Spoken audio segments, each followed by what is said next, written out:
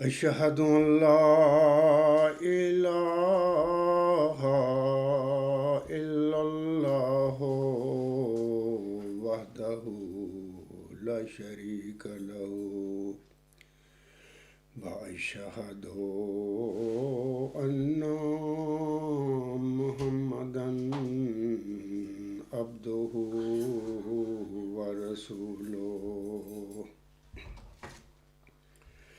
أما بعد فأعوذ بالله من الشيطان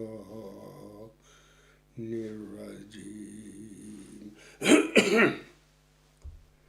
بسم الله الرحمن الرحيم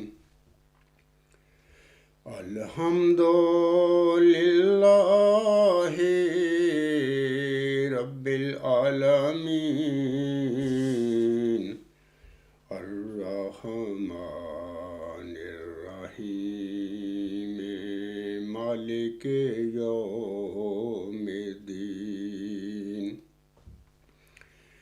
إياك نعبد وإياك نستعين اهدنا الصراط المستقيم صراط الذين أنعمت عليهم صراط الذين أنعمت عليهم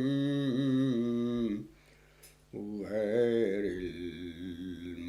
المغضوب عليهم ولا الضالين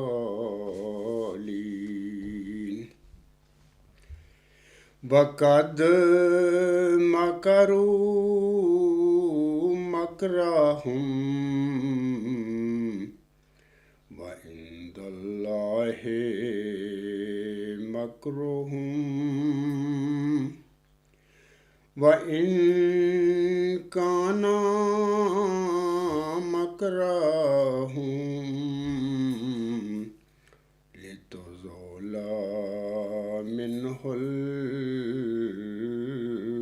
الجبال فلا تحسبن الله مخلف وعنده رسلا إن الله عزيز انتقام۔ یہ سورہ ابراہیم کی 2 آیات ہیں جن کی ابھی میں نے تلاوت کی ہے، آیت نمبر 47 اور آیت نمبر 48۔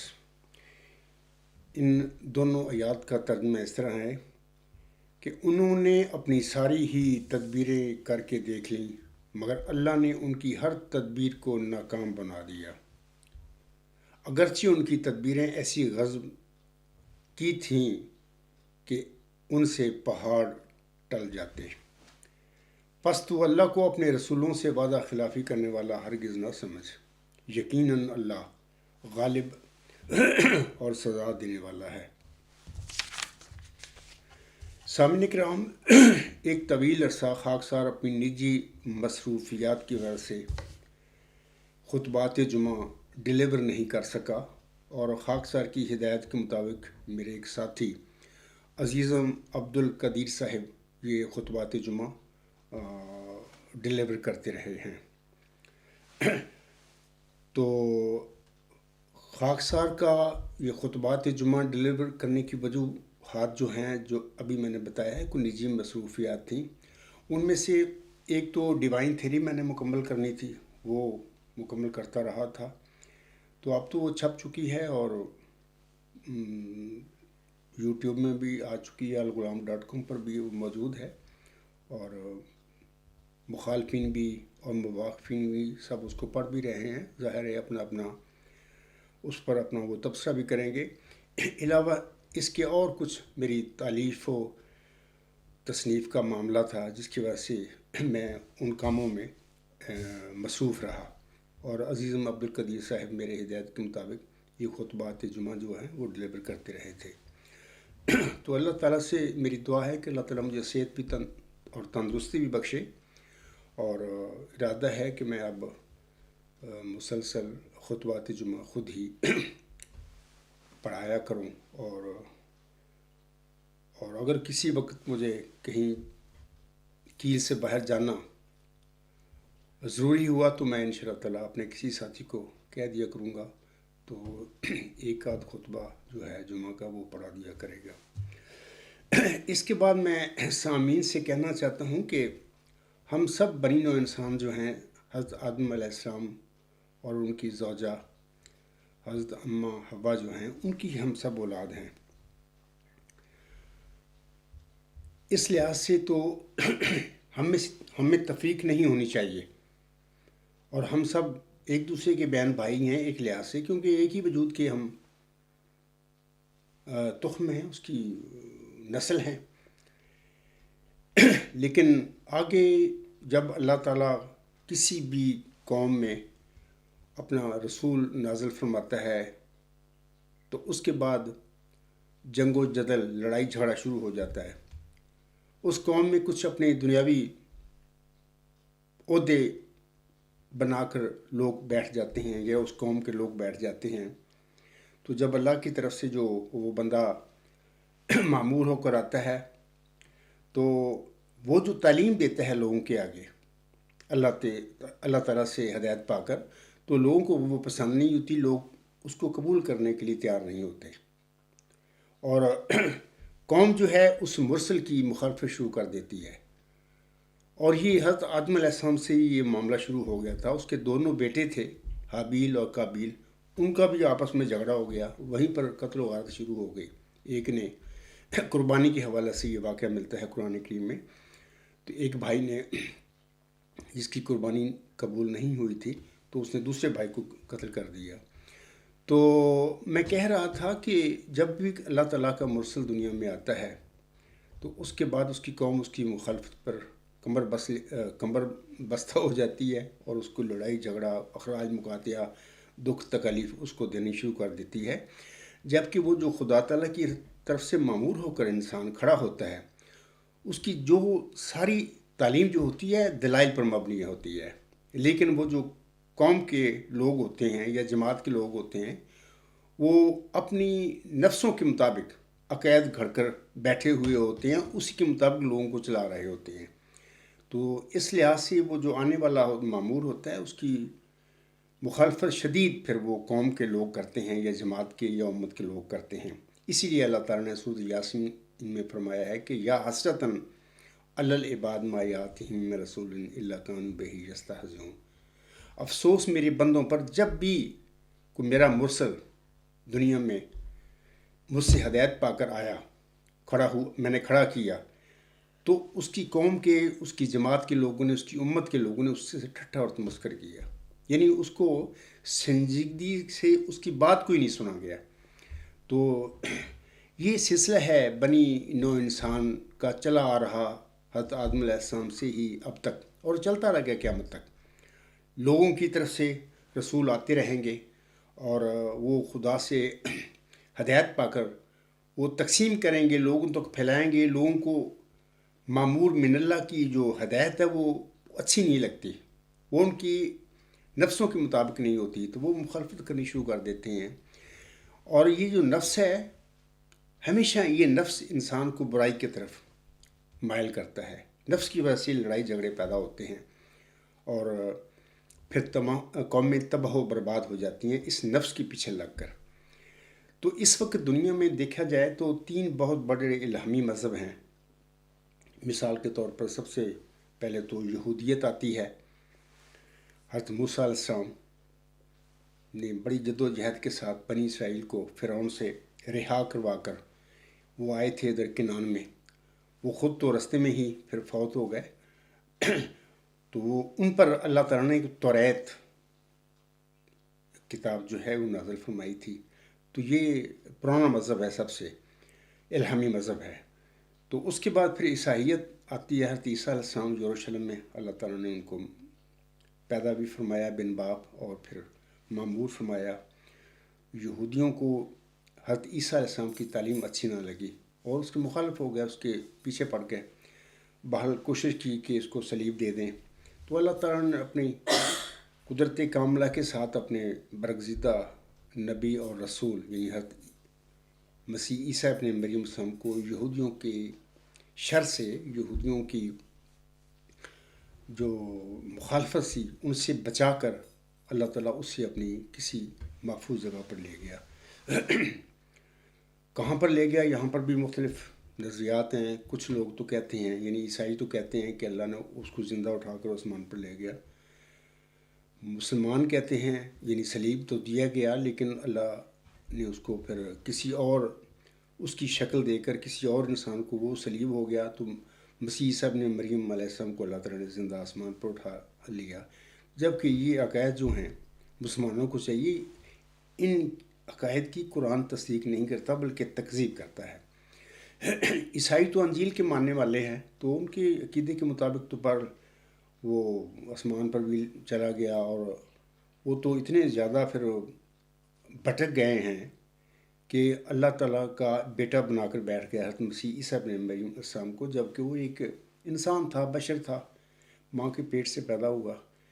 ماں بھی اس کی صدیقہ تھی مریم، دونوں کھانا کھایا کرتے تھے. سب باتیں قرآن کریم میں اللہ تعالیٰ نے بیان فرمائی ہوئی ہیں. اس کے باوجود بھی عیسائیوں کی طرح مسلمان بھی سیدھے راستے سے بھٹک گئے اور اس کو زندہ بجسم آسمان پر چڑھا کر بیٹھے ہوئے ہیں. تو اس کے بعد حضرت مسیح عیسیٰ ابن مریم السلام کے بعد یعنی 570 سال کے بعد حضرت محمد مصطفیٰ احمد مجتبیٰ صلی اللہ علیہ وسلم مکہ میں پیدا ہوئے. وہیں پر اللہ نے ان کو مبعوث فرمایا اور ان پر ایک الہامی کتاب یعنی قرآن مجید نازل فرمائی. تو سیدنا حضرت محمد مصطفیٰ احمد مجتبیٰ صلی اللہ علیہ وسلم نے جب اپنی تبلیغ شروع کی تو مکہ کے جو بت پرست لوگ تھے ان کو وہ آپ صلی اللہ علیہ وسلم کی یہ تبلیغ پسند نہ آئی. انہوں نے مخالفت پر کمر بستہ ہو گئے اور شدید اخراج مقاطعہ میرے پیارے نبی صلی اللہ علیہ وسلم کا کر دیا. شیب ابی طالب میں 3 سال تک معصور کیے رکھا. تو بڑی تکلیف دہ زمانہ تھا نبی پاک صلی اللہ علیہ وسلم اور آپ کی جو ساتھی تھے سارے ان کے لیے. تو یہ یعنی 1500 سال پہلے کا یہ واقعہ ہے. میں بتا رہا تھا کہ یہ تینوں بڑے الہامی مذہب ہیں، یہودیت، عیسائیت اور اسلام. اور عجیب بات ہے کہ یہ تینوں حضرت ابراہیم علیہ السلام کی نسل سے یہ لوگ ہیں. یعنی یہودیت اور عیسائیت تو حضرت اسحاق علیہ السلام، آگے جو حضرت ابراہیم السلام کے 2 بیٹے تھے جو مشہور تھے. بیٹے تو اور بھی تھے لیکن 2 بڑے بیٹے تھے. یعنی بڑا بیٹا حضرت اسماعیل علیہ السلام حضرت حاجرہ رضی اللہ تعالیٰ عنہ سے تھا، بڑا بیٹا تھا یہ. اور حضرت اسحاق علیہ السلام حضرت سارہ جو تھی رضی اللہ تعالیٰ عنہ کے بطن سے تھا.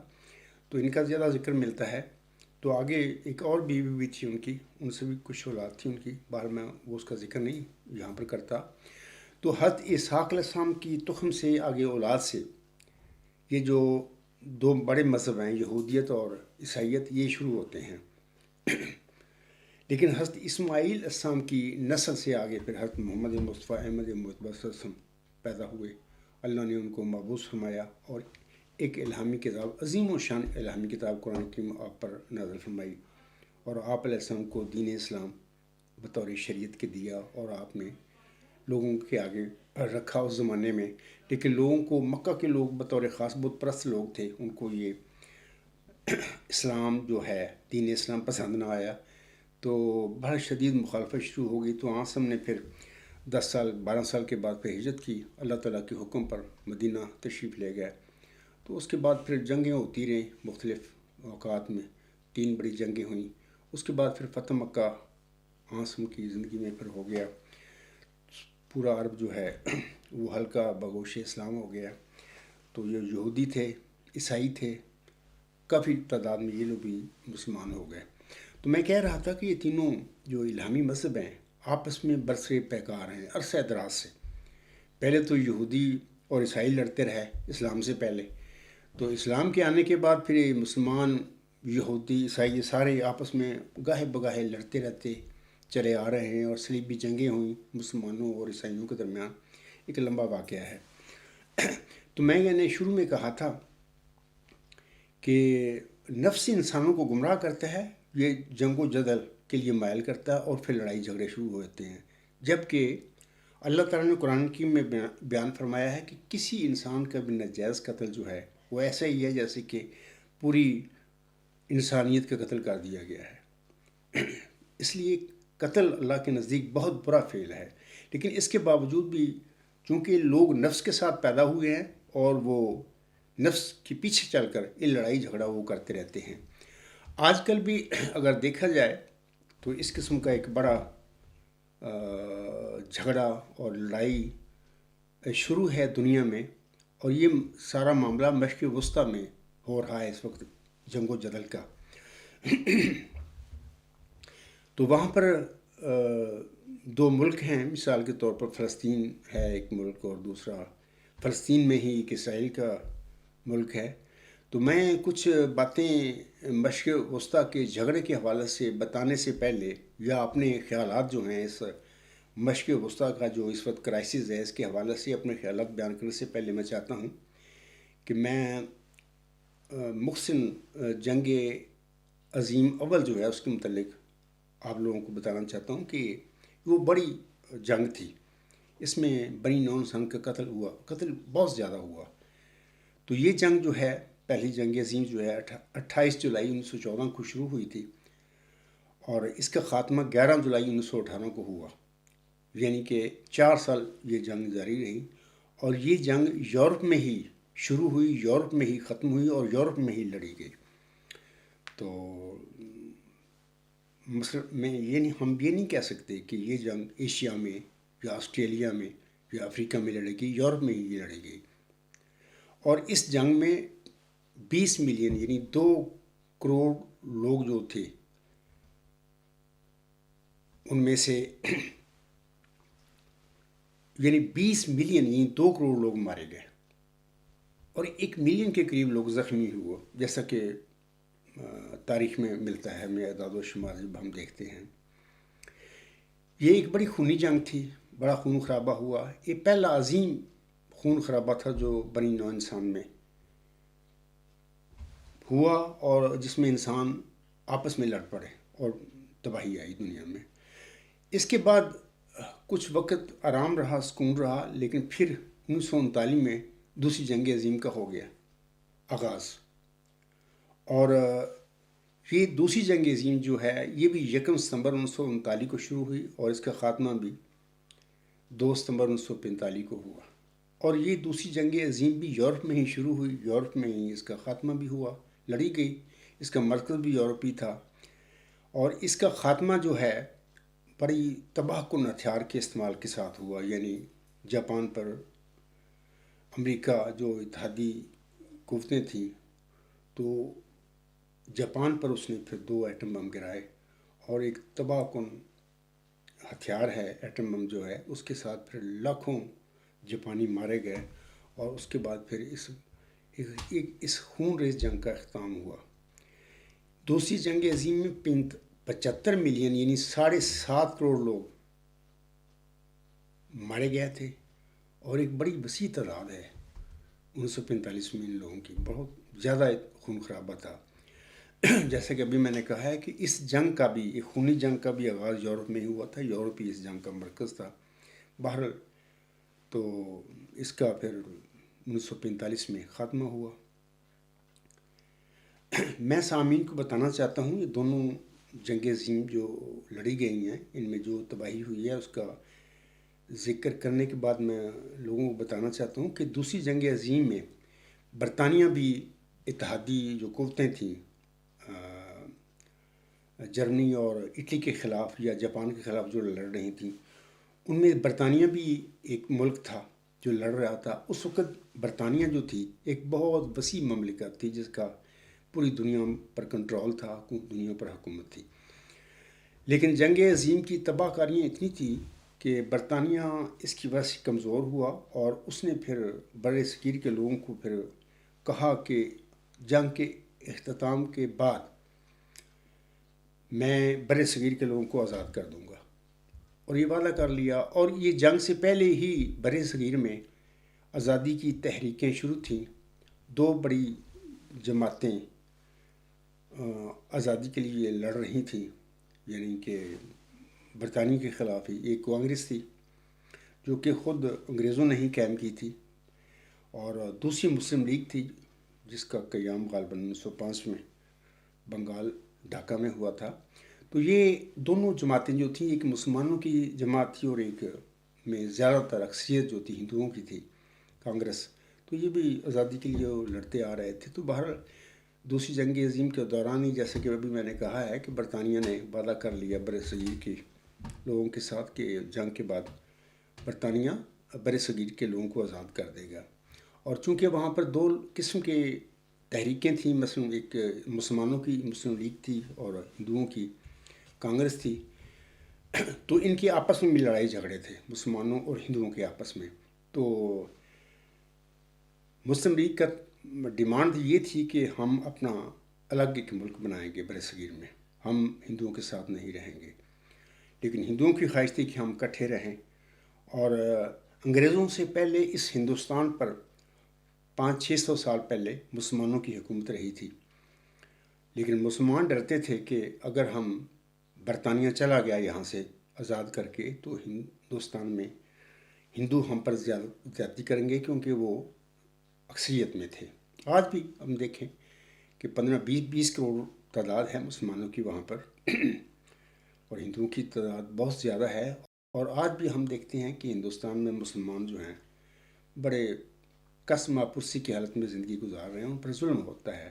پچھلے دنوں میں نے ایک صاحب تھا مسلمان، اس کا میں نے یوٹیوب پہ ان کا طویل کہانی پڑھی، اور انہوں نے بیان کیا، یہ 2-3 مہینے کی بات ہے. اس نے بتایا کہ کیسے وہ اپنے بیٹے کو لے کر پہلے دبئی آیا، دبئی سے کابل گیا، کابل سے پھر مطلب کہ اللیگل سرحد کراس کر کے پھر پاکستان میں داخل ہوا. تو اور اس کو جب کہا گیا کہ تو پاکستان میں کیوں آیا ہے، تو واپس چلا جا ہندوستان میں، کیونکہ وہ ہندوستانی شہری تھا. اس نے کہا کہ آپ مجھے گولی مار دیں لیکن میں ہندوستان میں نہیں جاؤں گا. مقصد یہ ہے کہ ہندوستان میں مسلمانوں پر ظلم ہوتا ہے بہت زیادہ، اور ان کو تکلیفیں دی جاتی ہیں. تو اسی وجہ سے 1947 میں جب بر صغیر کو آزاد کیا انگریزوں نے، تو مسلمانوں نے محمد علی جناح کی سرکردگی میں، لیڈرشپ میں ڈیمانڈ کی اپنے ملک کی. تو وہ انگلستان کی جو گورنمنٹ تھی وہ مان گئی کہ ٹھیک ہے، پاکستان اور انڈیا دو الگ الگ ملک. 14 اگست 1947 کو پاکستان کا قیام وجود میں آیا، اور 15 اگست 1947 کو ہندوستان، بھارت، انڈیا، جو بھی نام دے لیں، وہ دنیا میں پھر قیام اس کا ہو گیا. تو میں بتا رہا تھا کہ یہ قیام جو تھا بر صغیر میں 2 ملکوں کا، اس میں یہ قومی تقسیم تھی، یعنی 2 قسم کی دو قومی نظریہ کی بنیاد پر پاکستان اور ہندوستان دونوں ملک بنے، دونوں ملک بن گئے. تو اس میں یہ سمجھتا ہوں کہ یہ دونوں ملکوں کے جو لوگ تھے، باشندے تھے، یہ اسی خطے کے لوگ تھے. مسلمان عربوں سے نہیں آئے. ہاں، عرب کچھ لوگ آئے تھے جنہوں نے پھر اسلام پھیلا ان کی وجہ سے، محمد بن قاسم وغیرہ، تو بعد میں وہ چلے گئے واپس. لیکن یہ جو مسلمان ہوئے تھے لوگ، وہ پہلے ان کا مذہب بھی ہندو ہی تھا، ہندوؤں سے پھر وہ کنورٹ ہو گئے، مسلمان بن گئے. لیکن باشندے اسی خطہ کے تھے، یعنی ہندوستان کے وہ لوگ تھے. لیکن پھر وہ مذہبی نقطہ نظر سے پھر اختلاف کی وجہ سے پھر 2 ملکوں میں یہ بر صغیر تقسیم ہو گیا. ایک ملک ہندوستان بن گیا، دوسرا پاکستان بن گیا. لیکن ہندوستان اور پاکستان کے جو باسی تھے، باشندے تھے، وہ اسی خطے کے لوگ تھے، باہر سے نہیں آئے تھے. 1971 میں مزید پاکستان میں جھگڑا پڑ گیا، کیونکہ ایسٹ پاکستان اور ویسٹ پاکستان 2 ٹکڑے تھے، 2 مطلب کہ الگ الگ، ان کا درمیان 1000 کلومیٹر کا فاصلہ تھا. قومیت کی بیس پر یا سیاسی طور پر بنگالیوں نے مطلب کہ محسوس کیا کہ ہم اگر پاکستان ویسٹ پاکستان کے ساتھ رہیں گے تو یہ تو ہم دبے رہیں گے، تو اگرچہ ہم اکثریت میں ہیں تو ہمیں تو کبھی ہم حکومت نہیں دی جائے گی۔ تو مجیب کی پھر لیڈرشپ میں پھر انہوں نے پھر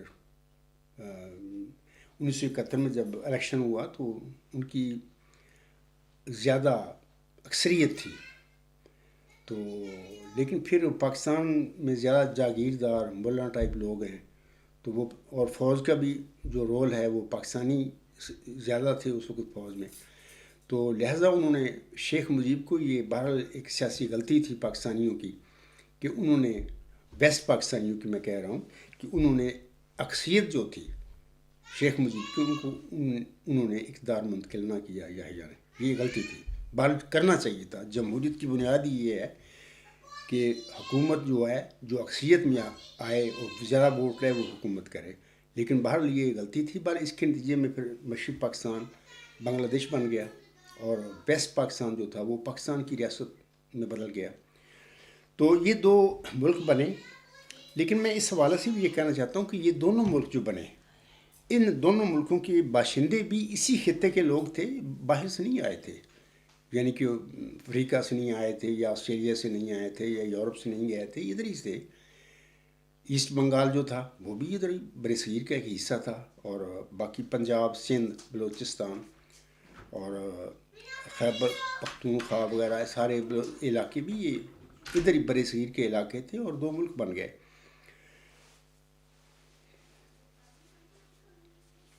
لہٰذا یہ جو تقسیم پھر ہوئی، میں بتانا چاہتا ہوں سامعین کو کہ 2 سے بھی 3 ملک جب بنے ہندوستان میں بر صغیر میں، تو یہ تقسیم ایک لحاظ سے جائز تھی، کیونکہ لوگ آپس میں مل کر نہیں رہ سکے ایک ملک کی شکل میں۔ پہلے 2 بنے، پھر 2 میں سے بھی ایک ملک جو تھا وہ اس کے مزید 2 حصے میں ڈیوائیڈ ہو گیا۔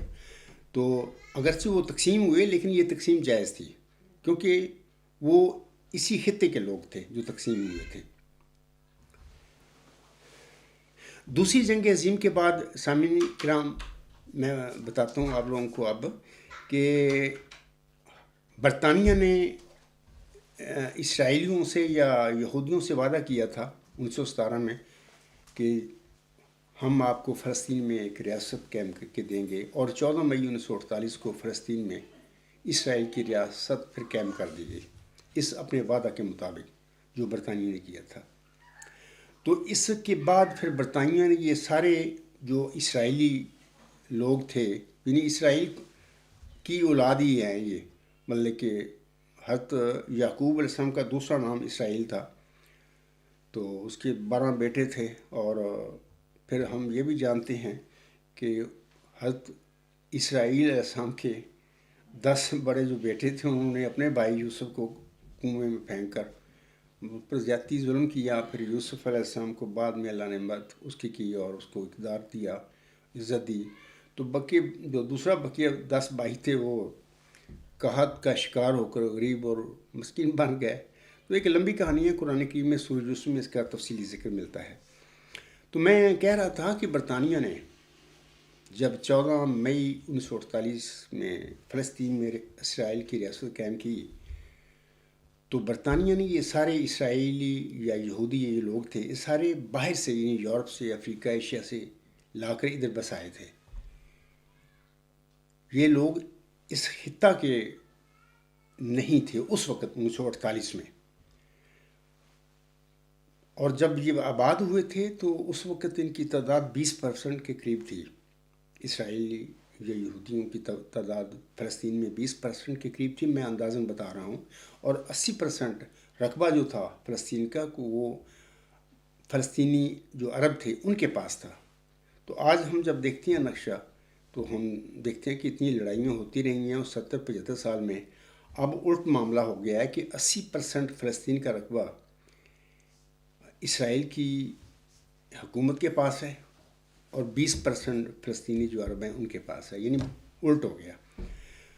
جیسے کہ میں ابھی کہہ رہا تھا کہ بر صغیر میں جو تقسیم ہوئی ہے، 2-3 ملک بنے ہیں، تو وہ ملک کے جو لوگ ہیں وہ اسی خطہ کے لوگ تھے، باہر سے نہیں آئے تھے، لیکن مشرق وسطیٰ میں فلسطین میں جب ایک اسرائیل ملک بنا اس میں یہ معاملہ ہوا کہ جتنے یہ لوگ تھے یہودی اسرائیلی جو لوگ تھے یہ باہر سے آ کر وہاں پر آباد ہوئے تھے، اور برطانیہ نے اپنے وعدہ کے مطابق جو 1947 میں کو وعدہ کیا تھا تو اس کے مطابق یہ بسائے تھے، وعدہ کیا تھا، اور اس وعدے کے مطابق ان لوگوں کو باہر سے لا کر بات کیا تھا۔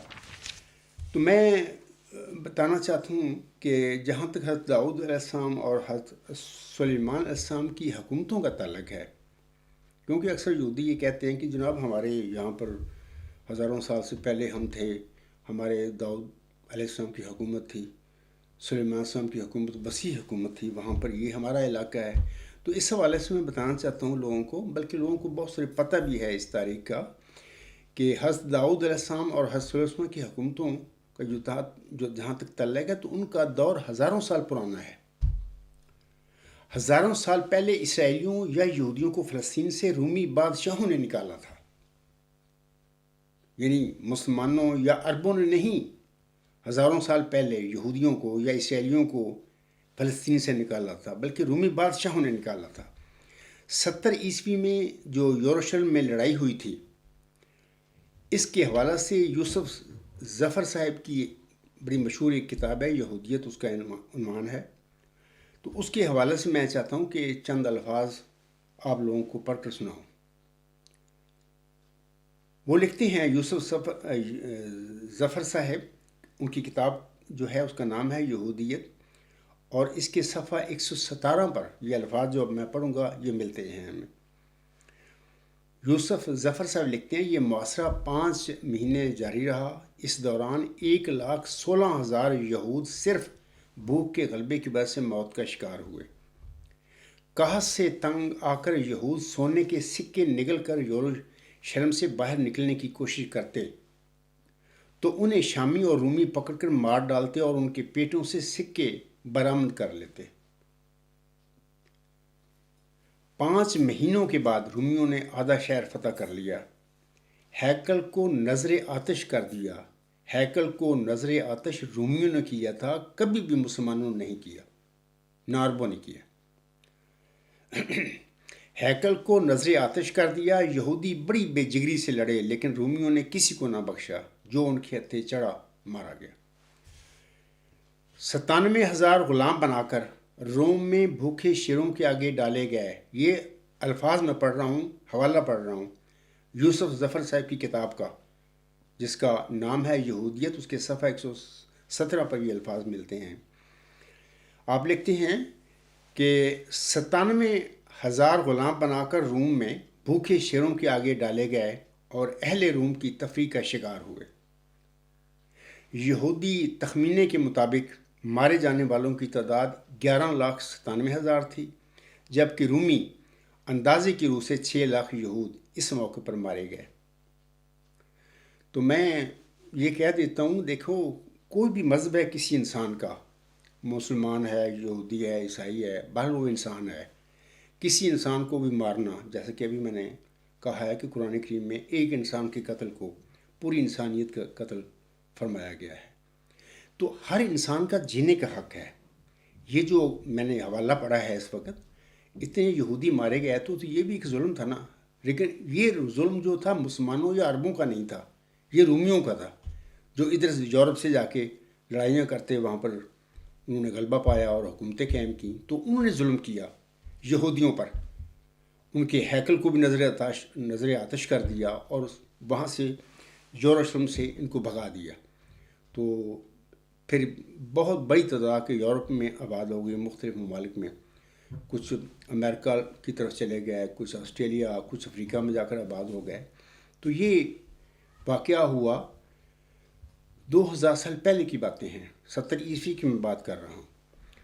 تو بہرحال پھر میں کہوں گا کہ کوئی بھی انسان ہے، خواہ یہودی ہے، خواہ مسلمان ہے، عیسائی ہے، اس کا جینے کا حق ہے۔ اگر آپس میں مذہبی کو لڑائی ہے، نظریاتی کو جھگڑا ہے، تو اس کا دلیل کے ساتھ فیصلہ ہونا چاہیے، نہ کہ مار کٹائی کے ساتھ۔ اس وقت میں اپنی مثال بھی دیتا ہوں کہ میرا ایک دعویٰ ہے، اللہ نے مجھے معمور فرمایا ہے جماعت احمدیہ میں، حضرت مرزا غلام حسن کے ماننے والوں میں، تو میرا ایک دعویٰ ہے، میں صادق ہوں اور سچا ہوں، اور میں وہی ہوں جس کی اللہ تعالیٰ نے مرزا غلام احمد علیہ السلام کو چندہ ہوشیارپور میں بطور نشار رحمت بشارت بخشی تھی. تو میری جماعت کو، مرزا صاحب کے ماننے والوں کو چاہیے دلیل کے ساتھ بات کریں. اخراج مقاطعہ کرنا جیسا کہ میرا کیا ہوا ہے، میرے فیملی کا، میری جماعت کا، لوگوں کا کیا ہوا ہے، تو یہ تو ایسی ہی بات ہے جیسی رومیوں نے یہودیوں کے ساتھ کی تھی 70 عیسوی میں. طاقت والا جو ہوتا ہے نا، مائٹ از رائٹ، یہ کوئی کہا جاتا ہے کہ جس کی لاٹھی اس کی بھینس، لیکن جب کہ یہ تو غلط ہے، نظریہ غلط ہے. اگر کوئی جھگڑا ہے تو اس کا حل دلیل کے ساتھ ہونا چاہیے. کوئی نظریہ ہے، کوئی مذہب ہے، یا جو بھی ہے، تو اس کا فیصلہ انصاف کے ساتھ دلیل کے ذریعے ہونا چاہیے، نہ کہ طاقت کے ذریعے. تو میں کہہ رہا تھا کہ رومیوں نے پھر 70 عیسوی کے قریب جو بھی جنگیں کیں، اور یہاں سے یروشلم سے، اگرچہ پہلے حضرت داؤد علیہ السلام، حضرت سلیمان علیہ السلام کی بادشاہت ہوگی وہاں پر، اور یہودی وہاں پر اقتدار میں ہوں گے، لیکن یہ پہلے کی باتیں ہیں. بعد میں پھر رومی غالب آ گئے اور انہوں نے پھر ان کو بھگا دیا. تو یہ اس وقت کا واقعہ ہے. تو میں اس وقت سامعین کو بتانا چاہتا ہوں کہ عربوں یا مسلمانوں نے یہودیوں کو فلسطین سے بے دخل نہیں کیا تھا. اگر یہودی کہتے ہیں کہ فلسطین ہمارے آباء و اجداد کا ملک تھا، تو یہ ہزاروں سال پہلے کا واقعہ ہے. یعنی ہزاروں سال پہلے ان کا آباء و اجداد کا وطن تھا. مثال کے طور پر ان کی حضرت داؤد علیہ السلام کی حکومت تھی، یا حضرت سلیمان علیہ السلام کی حکومت تھی.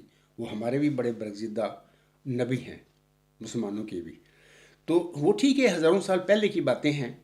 اب ہزاروں سال سے تو فلسطینی عرب یہاں رہ رہے ہیں. کہاں پہ؟ یعنی فلسطین میں. اسرائیل کے قیام کے وقت 1948 میں فلسطین یعنی فلسطینی عربوں کا وہ ملک تھا. اور فلسطینی یہ لوگ تھے باہر سے نہیں آئے تھے، فلسطینیوں کا اپنا ملک تھا، وہیں پر وہ ہزاروں سال سے رہ رہے تھے. جبکہ ابھی میں نے بتایا ہے کہ 14 مئی 1948 کو جب اسرائیل کا قیام وجود میں آیا، تو یہ جو اسرائیلی یا یہودی یہ لوگ تھے سارے باہر سے گئے وہاں پہ. اور اب بھی اگر وہ دعویٰ کرتے ہیں کہ یہ ہمارے آباء و اجداد کا ملک ہے، تو ساری زمین کا اگر دیکھا جائے تو بنی آدم کی ساری اولاد ہے. لیکن ہزاروں سال سے جو لوگ کسی جگہ سے بے دخل کر دیے جائیں، تو اس کے بعد تو پھر ان کا کوئی اس جگہ کی ملکیت کا کوئی جواز نہیں رہتا، کیونکہ وہ تو چلے گئے، دوسری جگہ پر چلے گئے. تو یہ اصل میں جو جھگڑا ہے مشرق وسطیٰ کے بحران کا یہی ہے. فلسطینیوں کا دعویٰ ہے کہ ہم عرب اور فلسطینی اس جگہ کے لوگ ہیں، ہم باشندے ہیں، اور ہزاروں سال سے ہم یہاں پر رہ رہے ہیں.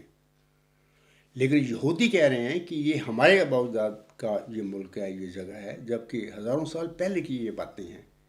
دوسری بات یہ ہے کہ یروشلم سے یہودیوں کو مسلمانوں یا عربوں نے نہیں نکالا ہزاروں سال پہلے.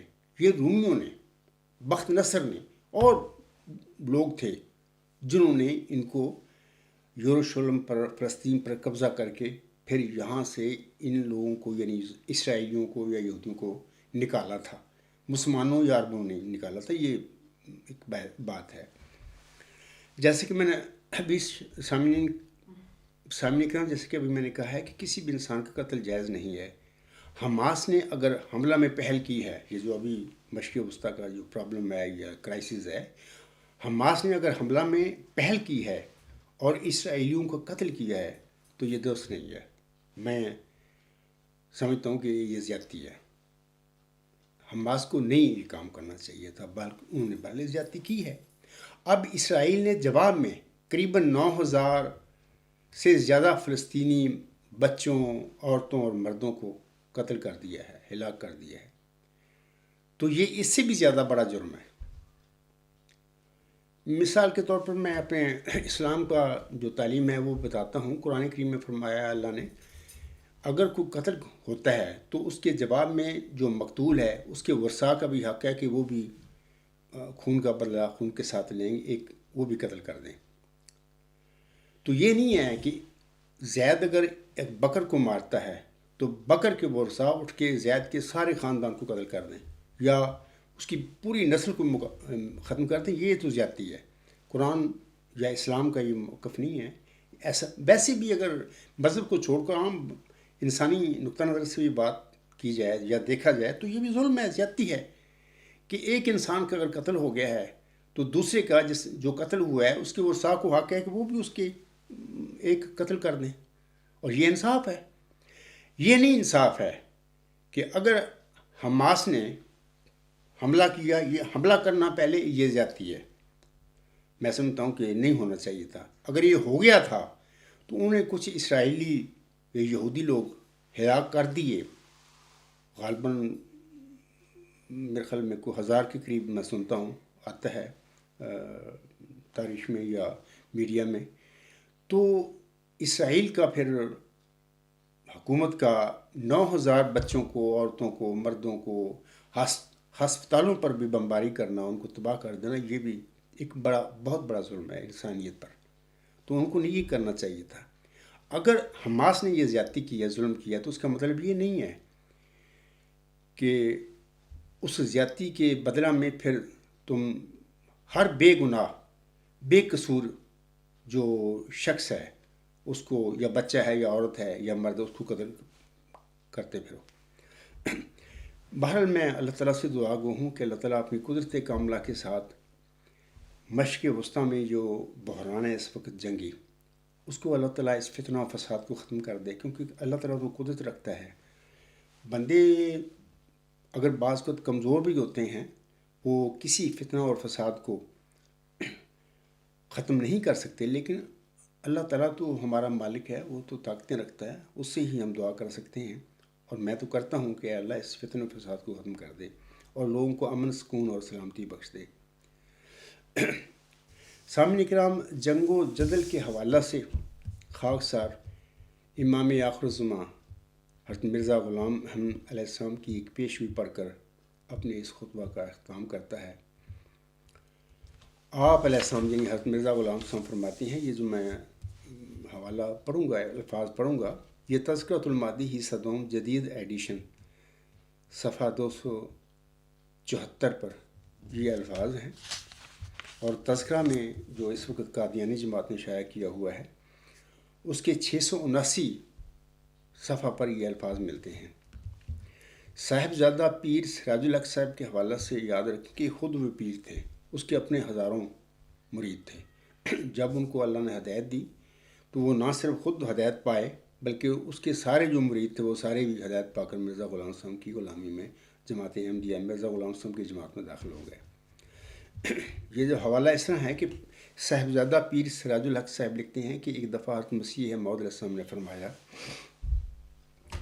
خدا نے مجھے خبر دی ہے کہ ہمارے اس سلسلہ میں بھی سخت تفرقہ پڑے گا اور فتنہ انداز اور ہوا و ہوس کے بندے جدا ہو جائیں گے، پھر خدا تعالیٰ اس تفرقہ کو مٹا دے گا، باقی جو کٹنے کے لائق اور راستی سے تعلق نہیں رکھتے اور فتنہ و پرداز ہیں وہ کٹ جائیں گے، اور دنیا میں ایک حشر برپا ہوگا، وہ اول الحشر ہوگا، اور تمام بادشاہ آپس میں ایک دوسرے پر چڑھائی کریں گے، اور ایسا کشت و خون ہوگا کہ زمین خون سے بھر جائے گی، اور ہر ایک بادشاہ کی رعایا بھی آپس میں خوفناک لڑائی کرے گی، ایک عالمگیر تباہی آئے گی، اور اس تمام واقعات کا مرکز ملک شام ہوگا۔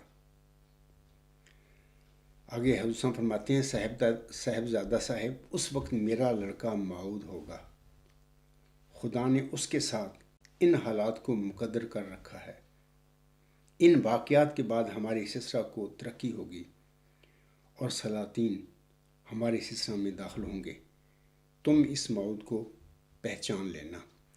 سامنے کرام، اگر تو یہ حضرت مرزا غلام السلام اللہ تعالیٰ کا ایک برسیدہ روحانی وجود تھا، آپ علیہ السلام کو اللہ نے معمور فرمایا 14ویں صدی ہجری کے سر پر امت محمدیہ کی اصلاح کے لیے، تجدید کے لیے، دین اسلام کی تجدید کے لیے مبعوث فرمایا تھا۔ یہ جو آپ علیہ السلام کے الفاظ ہیں، ظاہر ہے کہ آپ علیہ السلام نے اپنے پاس سے جو گیس تو نہیں لگایا، اپنے بات سے گیس کے طور پر نہیں وہ بات فرما رہا ہے، اللہ سے خبر پا کر وہ یہ باتیں فرما رہے ہیں۔ اگر مرزا غلام صاحب کے الفاظ کو دیکھا جائے تو پھر لگتا ہے کہ یہ جو اس وقت مشرق وسطیٰ میں یہ فتنہ و فساد شروع ہو گیا ہے تو کوئی خدا تعالیٰ کی تقدیر ہے جو ظاہر ہو رہی ہے. لیکن میں تو اس کے باوجود بھی اللہ تعالیٰ سے دعا گو ہوں کہ اے اللہ لوگوں کو اس فتنہ و فساد سے بچا اور قتل و غارت سے بچا اور امن اور سکون دے، اور وہ تیری عبادت کریں اور ایسے کام کریں دنیا میں کہ جس کی بنا پر تو ان کو بخش بھی دے تو ان سے راضی بھی ہو جائے. لیکن اگر کوئی تقدیر یہ ہے جیسے کہ مرزا غلام صاحب فرما رہے ہیں تو اس کے حوالہ سے ہم دعا تو کر سکتے ہیں، لیکن پھر وہ بات تو پھر ہو کر رہے گی.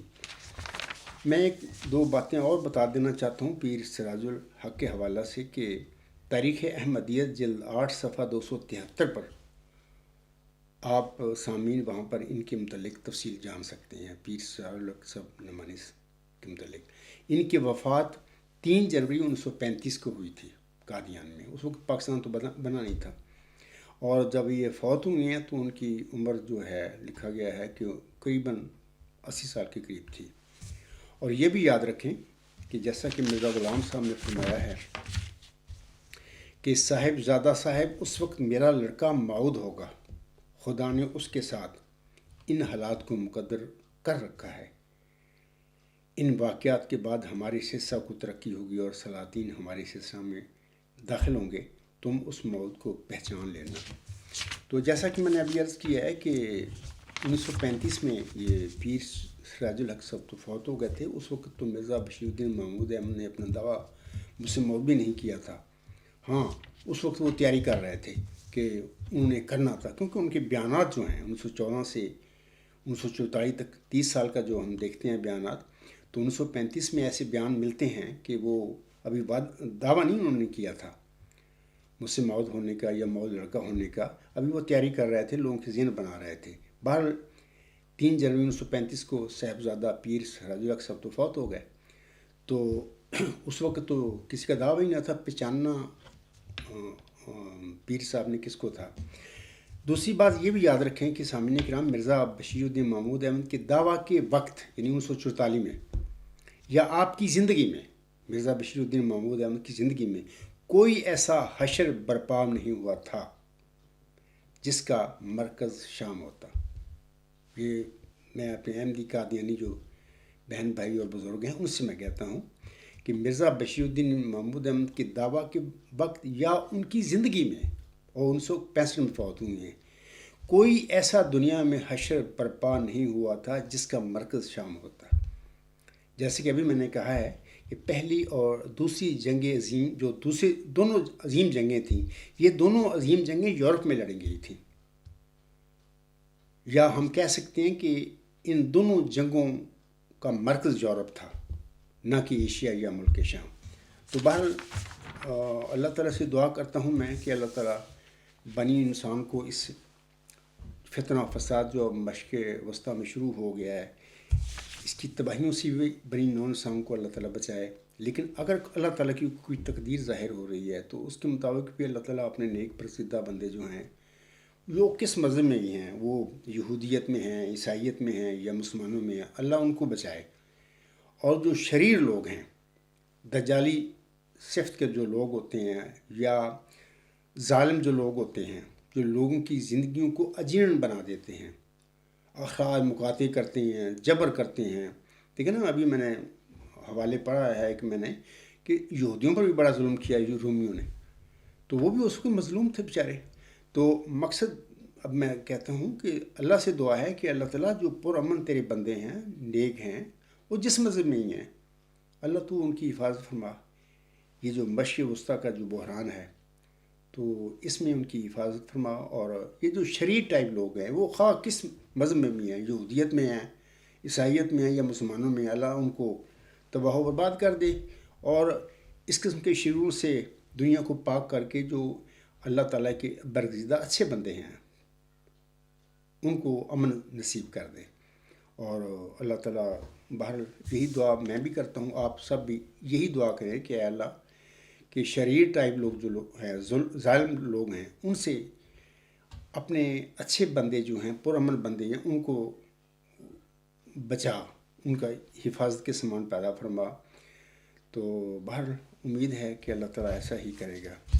انہی الفاظ پہ میں اپنا خطبہ جو ختم کرتا ہوں، وما علینا الا البلاغ وآخر الدعوانا الحمد للہ رب العالمین۔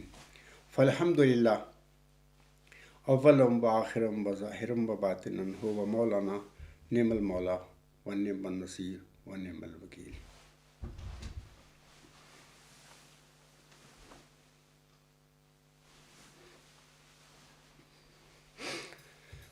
الحمد للہ نحمده ونستعینه ونستغفره ونؤمن به ونتوکل علیہ ونعوذ باللہ من شرور انفسنا ومن سیئات اعمالنا، من يهده الله فلا مضل له ومن يضلله فلا هادي له، ونشهد أن لا إله إلا الله ونشهد أن محمدا عبده ورسوله۔ عباد اللہ رحمكم اللہ، ان اللہ یأمر بالعدل والإحسان وإیتاء ذی القربى وینہی عن الفحشاء والمنکر والبغی یعظکم لعلکم تذکرون۔ اذکروا اللہ یذکرکم وادعوہ یستجب لکم ولذکر اللہ اکبر۔